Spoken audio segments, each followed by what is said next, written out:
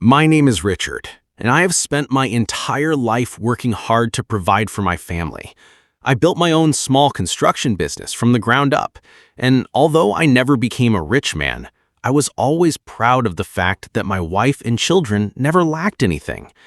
When my only daughter, Emma, announced that she was getting married, I wanted her big day to be perfect. I told her and her fiancé, Daniel, that I would pay for the entire wedding. It wasn't easy. I had to dip into my retirement savings, the money I had carefully put aside for my old age. But for my daughter's happiness, I thought it was worth it. The day of the wedding finally came. The hall was decorated beautifully, the guests were dressed elegantly, and I felt proud knowing that I had given my daughter the wedding of her dreams. But then, during the reception, something happened that I could never have imagined. Daniel, my new son-in-law, stood up to give a speech. At first, I smiled proudly, expecting words of gratitude, but instead, he began to joke about me. He mocked my old-fashioned clothes, laughed about how I wasn't successful enough compared to his family, and even hinted that Emma deserved better. The worst part?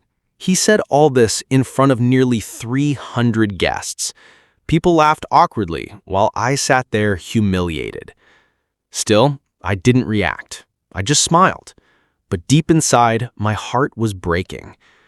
As I sat there, forcing myself to smile, my daughter looked uncomfortable, but she didn't say a word.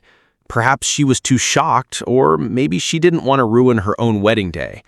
I understood her silence, but it cut me deeply that my generosity was being turned into a public joke. The laughter in the hall echoed in my ears. Some guests chuckled politely, while others looked down at their plates, clearly embarrassed by Daniel's cruelty. I tried to remain calm. I told myself, Richard, you face tougher days in life. Don't let this ruin Emma's wedding. But then, something unexpected happened. Daniel's uncle, a tall, stern-looking man named George, suddenly stood up. His voice carried across the hall as he asked, "May I have the microphone for a moment?" Everyone turned to look at him. Even Daniel froze, not expecting his uncle to interrupt. George walked to the stage, his face serious, and gently took the microphone from Daniel's hand. He said, "First of all, I would like everyone here to know the truth about this man." He pointed at me. "This gentleman, sitting quietly, smiling through his pain, is Richard. He's not just the father of the bride. He is the man who made this entire day possible." The hall went silent. George continued, his voice firm but emotional. "Do you realize that Richard spent his retirement savings to give his daughter a wedding she could remember forever? He worked his entire life, building homes for others, sacrificing his own comforts just so his family could have a better life. And tonight, instead of gratitude, he was mocked by his own son-in-law." I saw Daniel's face turn pale. Some guests began to whisper. George's eyes filled with tears as he spoke again. "Richard, I don't care what Daniel said. To me, and to every decent person here, you are a hero. A father who gave everything for love. If anyone should be honored tonight, it is you." The room erupted in applause. People stood up, clapping loudly, some even wiping away tears. For the first time that evening, I felt seen. My humiliation was replaced with pride. Daniel, on the other hand, stood frozen, ashamed and speechless. His arrogance had backfired, and now the spotlight was no longer on him, but on me, the man he had tried to humiliate. The applause seemed endless. I sat there, overwhelmed, unsure of what to do. I wasn't used to being the center of attention, especially not in such an emotional way. My eyes stung, and for the first time that night, I felt tears threatening to fall. George placed the microphone back on the stand and walked over to me. He shook my hand firmly and said, loud enough for everyone to hear, "Richard, you deserve respect, not ridicule. Tonight, I stand with you." One by one, guests began to approach me. Old friends, distant relatives, even people I barely knew came to shake my hand and thank me for what I had done for my daughter. Some of them whispered, "You're an amazing father," while others simply hugged me. It was overwhelming. Then something happened that I will never forget. My daughter, Emma, stood up. Her hands trembled as she took the microphone. She looked straight at Daniel, her new husband, and said, "How could you? How could you insult my father in front of everyone when he gave us this beautiful day?" Her voice cracked and tears rolled down her cheeks. "My father is the reason I grew up safe, loved, and cared for. He is the reason we are all here tonight. And you," she pointed at Daniel, "chose to humiliate him instead of thanking him. That is not the man I thought I was marrying." The hall fell silent again. Daniel's face burned red. He opened his mouth to speak, but no words came out. He was trapped between shame and anger, unable to defend himself. Emma put the microphone down and walked straight toward me. She hugged me tightly in front of everyone and whispered, "Dad, I'm so sorry. I will never forgive him for this." The guests began clapping once more, louder than before. Some even shouted, "Bravo!" Others nodded, tears in their eyes. In that moment, I realized something important. Respect is not bought with money, but earned through love and sacrifice. Daniel stood frozen, his arrogance completely shattered.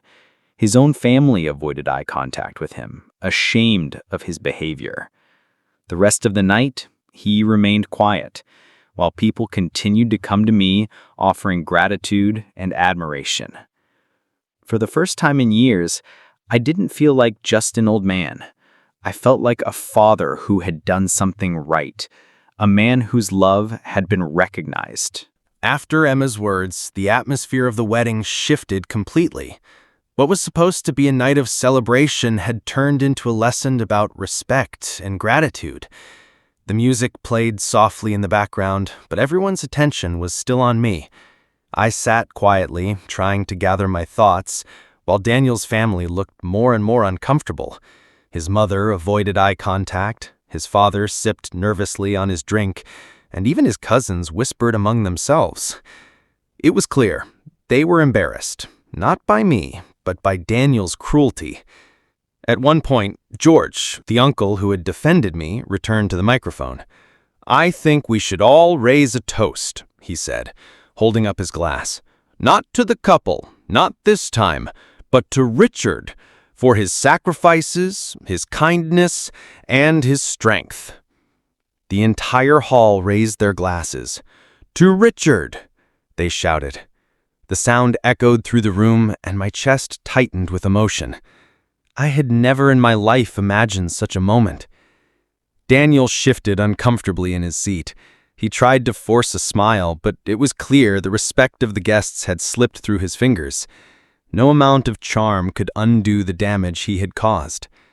As the evening went on, I noticed more and more people distancing themselves from Daniel.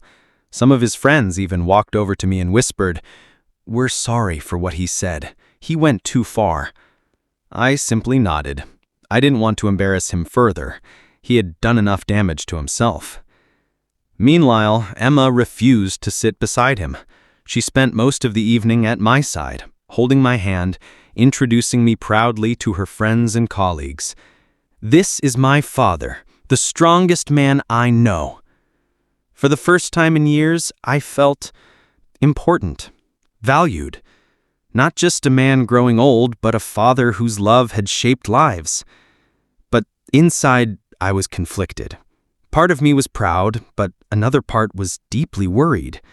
I wondered, if Daniel could treat me this way on the very first day of marriage, how will he treat Emma in the future? I didn't say anything then, but a seed of doubt was planted in my heart. And as I watched Daniel sit alone at his own wedding, staring down at his untouched plate, I knew that this night was only the beginning of something much bigger. As the night went on, I began to notice small things. Daniel's parents, who had been so proud and loud earlier in the evening, suddenly became very quiet. His mother whispered something into his father's ear, and they both glanced in my direction. It wasn't a look of anger, it was a look of shame. Finally, after some hesitation, Daniel's mother walked over to me. Her voice was low, almost apologetic. "Mr. Richard," she said, "I want to apologize for what my son did tonight. It was disgraceful, and I assure you, he wasn't raised to behave this way." I looked into her eyes. She seemed genuine, but I could tell she was also deeply embarrassed in front of so many guests. "I appreciate your words," I said calmly, "but the damage is done. Respect is not something you can force. It's something that comes from the heart." She nodded silently, unable to argue. A little later, Daniel's father also approached me. Unlike his wife, he didn't apologize directly. Instead, he said in a stiff tone, "Daniel is young. He sometimes speaks without thinking. Please, don't take it too seriously." I smiled politely, but inside I thought, if he is old enough to marry my daughter, then he is old enough to know better. Meanwhile, the guests continued to avoid Daniel. He sat there, frustrated, his pride shattered. I saw him clenching his jaw, gripping his glass too tightly. It wasn't just embarrassment, it was anger. And that worried me even more. Emma noticed it too. She leaned toward me and whispered, "Dad, I don't like the way he's acting. He isn't even trying to make things right." Her words broke my heart. I had always dreamed that my daughter would marry someone who cherished and protected her. But instead, on the very first night, I saw cracks in their relationship. George, the uncle, came back to sit beside me.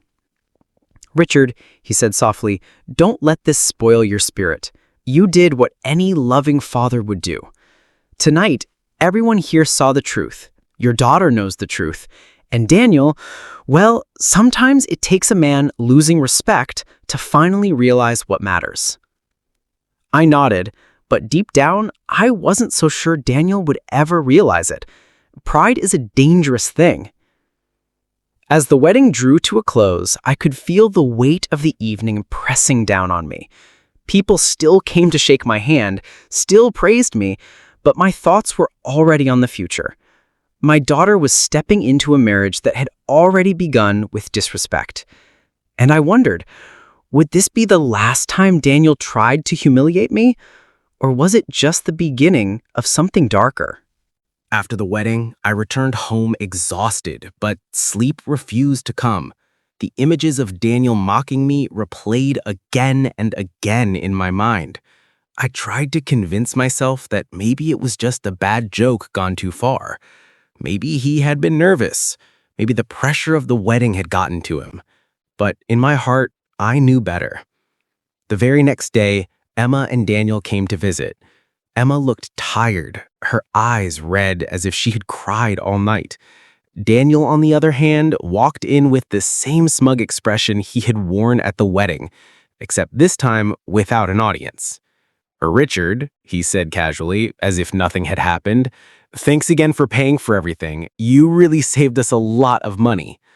The way he said it, it wasn't gratitude. It was mockery again. A reminder that, in his mind, I was just the old man who emptied his savings for their benefit. Emma glanced at me nervously, silently begging me not to react. I smiled faintly, but inside, my heart sank further. Over the next few weeks, small stories began to reach me. Emma would call, and I could hear the hesitation in her voice. She told me Daniel had been getting angry over little things, her cooking, her clothes, even the way she spoke. He wasn't just disrespectful to me, he was disrespectful to her too. One evening, she broke down over the phone. "Dad, I don't know if I made a mistake. He doesn't treat me the way you treated Mom. He doesn't treat me the way a husband should." I closed my eyes, my chest tightening with pain. I wanted to protect her, but she was no longer a little girl. I couldn't just take her away. This was her marriage, her choice. But what I could do was be there, always. "Emma," I told her gently, "no matter what happens, you will always have a home with me. Always." As the days turned into weeks, Daniel's arrogance grew. At family dinners, he would speak over me, interrupt me, even dismiss my opinions as if I were irrelevant. Some relatives noticed, others stayed silent, but I could feel the tension building every time we were in the same room. And yet I kept quiet, not because I was weak, but because I was waiting. I knew a time would come when Daniel's own actions would expose him completely, not just to me, but to everyone.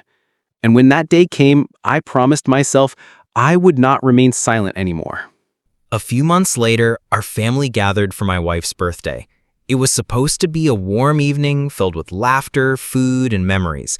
I had invited everyone, relatives, friends, neighbors. The house was decorated and Emma helped her mother in the kitchen while I greeted the guests. Daniel arrived late, as usual. He walked in wearing an expensive suit, acting as if he were the most important man in the room. He didn't greet anyone properly, not even my wife, whose birthday we were celebrating. Instead, he looked around and muttered, "This place could use some upgrades. Kind of old-fashioned, don't you think?" I ignored the comment, but I noticed a few relatives frown. As the evening went on, we gathered in the dining room. My wife, smiling brightly, sat at the head of the table as we prepared to cut the cake. Everyone clapped and cheered until Daniel decided to speak. He raised his glass and said, "Well, happy birthday to my dear mother-in-law, and a big thank you to Richard. He may not have much, but at least he knows how to spend what little he has." The room went silent. Forks froze in mid-air. My wife's smile faded and Emma's face turned red with anger. It was the same pattern, the same arrogance, but this time it wasn't just me he insulted. It was my wife, Emma's mother, the woman who had welcomed him like a son. Before I could respond, Emma slammed her hand on the table. "Enough, Daniel!" she shouted. Her voice shook the room. "How dare you speak like that about my parents? Do you have any idea what they've done for us? What they have sacrificed for me?" Daniel tried to laugh it off. "Relax, it's just a joke." But no one was laughing.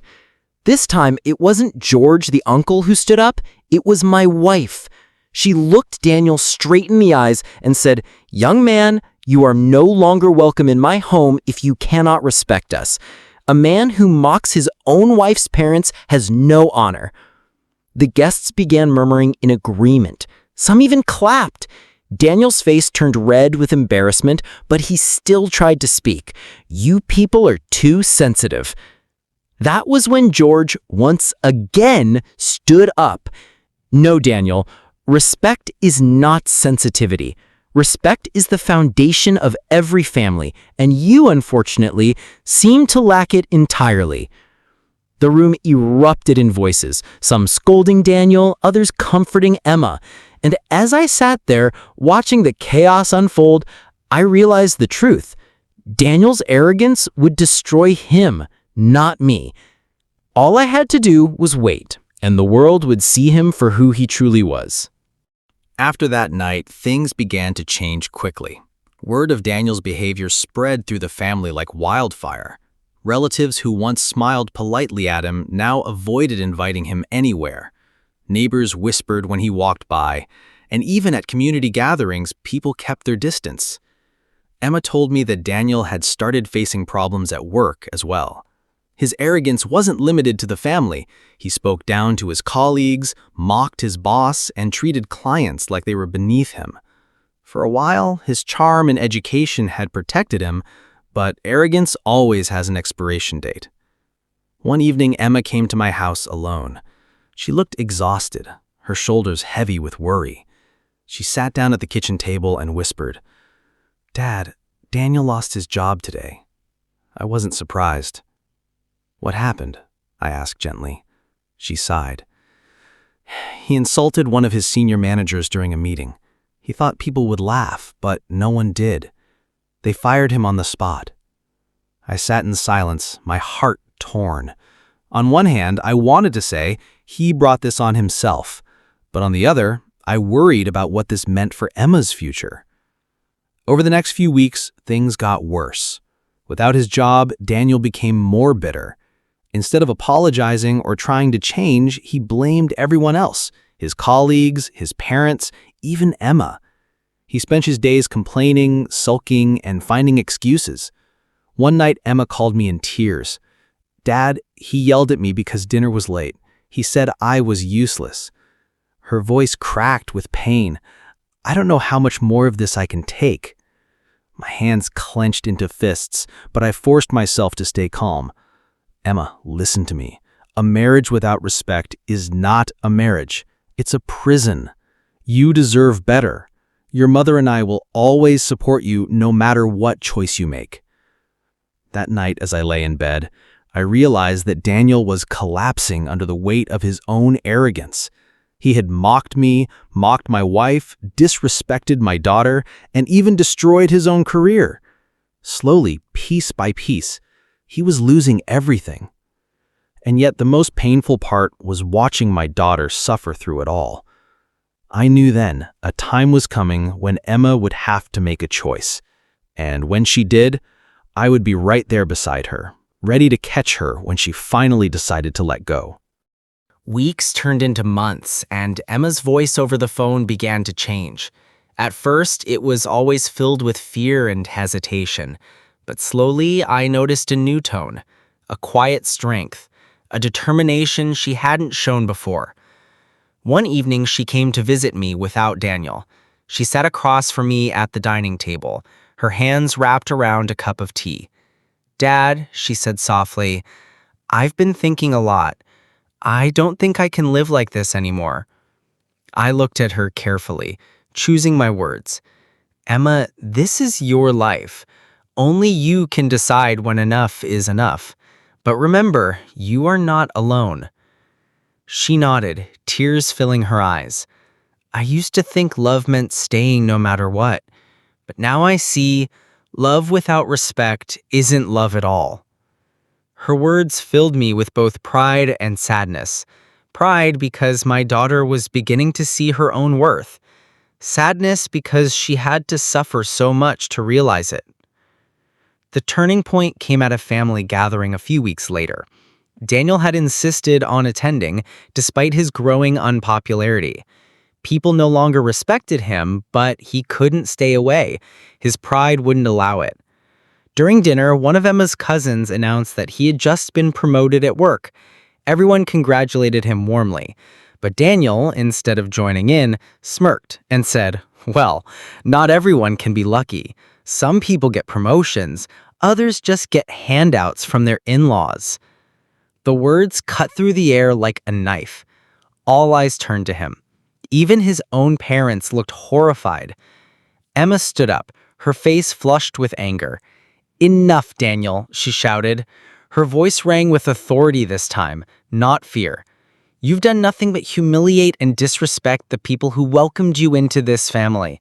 You lost your job, you lost everyone's respect, and now you dare to insult my cousin's success?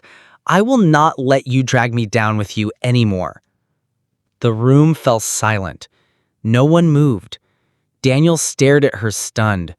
For the first time, he realized Emma was no longer afraid of him. She turned to me and said, her voice steady, "Dad, I think it's time I come home." Tears welled in my eyes, but I held them back. I simply stood, walked over to her, and placed my arm around her shoulder. "You will always have a home with us," I said firmly. The guests erupted in applause, not for Daniel, not for me, but for Emma, for her courage to finally take a stand. And as Daniel stood there humiliated and alone, I knew his downfall was complete. The silence that followed Emma's declaration was heavier than anything I had ever felt before. Daniel stood frozen, his mouth half open, as if he couldn't believe what he had just heard. He had always believed he had control over Emma, over the room, over the narrative. But in that single moment, my daughter shattered his illusion. She walked across the room and stood beside me, her hand slipping into mine. "Dad," she said softly, "I want to start over. I don't want to spend the rest of my life being disrespected." I squeezed her hand gently, fighting back the emotions rising in my chest. "You don't have to, Emma. You're stronger than you realize, and you will never walk alone." The guests began murmuring in agreement. Some stood up and clapped, others simply nodded with tears in their eyes. For them, this wasn't just a family dispute, it was a lesson a daughter choosing dignity over humiliation, a father standing silently but firmly for love and respect. Daniel tried to laugh it off. "You're all overreacting," he said, his voice cracking. "She doesn't mean it. She'll come home with me." But Emma turned to him with a steady gaze. "No, Daniel. This time, I mean every word.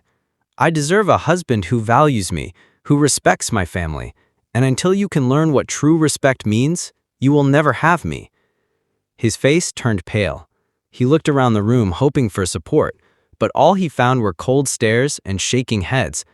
Even his parents lowered their eyes, unable to defend him any longer. The silence stretched, broken only when George, the uncle who had stood by me since the wedding, spoke again. "Daniel, a man without respect is a man without a future. Tonight, you didn't just lose Emma, you lost the trust of everyone here. Remember this moment, because it will follow you for the rest of your life." Daniel muttered something under his breath and stormed out of the room. The door slammed shut, leaving behind only the echo of his failure. Emma sank into a chair, trembling, and I wrapped my arm around her. My wife came over too, and together we held her close as if she were a little girl again. "You're safe now," my wife whispered. In the days that followed, Emma moved back into our home. At first, she was quiet, her heart heavy with the weight of her choices, but slowly, with time, she began to smile again. She found work, reconnected with old friends, and little by little, the light returned to her eyes. As for Daniel, news spread quickly. Without his job, without Emma, and without the respect of his family, he became a shadow of himself. People who once tolerated him now crossed the street to avoid him. He had mocked me for spending my savings, but in the end, it was he who spent everything. His pride, his relationships, his future, until nothing remained. One evening, as Emma and I sat on the porch watching the sunset, she said quietly, "Dad, I'm sorry for everything you went through. If I had listened sooner, maybe things would have been different." I shook my head gently. "No, Emma, don't apologize. Life teaches us in its own way. You had to see the truth for yourself, and now you know, love without respect is not love. Marriage without honor is not a marriage." She leaned her head on my shoulder, and for the first time in a long while, peace filled my heart. I had given my daughter the wedding of her dreams, only to watch it turn into a nightmare. But in the end, she found the strength to walk away, and that was worth more than any celebration. The guests who had witnessed everything would remember that night, not as the story of a groom mocking his father-in-law, but as the story of a daughter who found her voice and a father who never stopped believing in her. And as for me, I learned that even in humiliation, patience and dignity can turn the tide. Respect is not demanded, nor is it bought. It is earned, one act of love at a time. That was my victory. Not in money, not in pride, but in seeing my daughter free, strong, and unafraid to choose her own future.